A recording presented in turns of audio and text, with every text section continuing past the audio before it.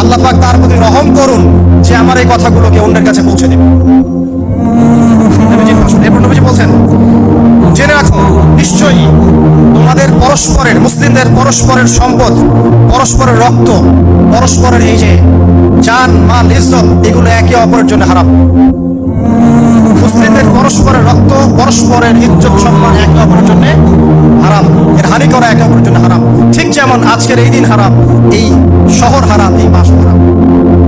নবী করিম সাল্লাল্লাহু আলাইহি ওয়াসাল্লাম বলছিলেন, জেনে রাখো তিনটা বিষয়ে যেন তোমাদের অন্তর কখনো খেয়ানত না করে। তিনটা বিষয়ে তোমাদের অন্তর যেন কখনো খেয়ানত না করে।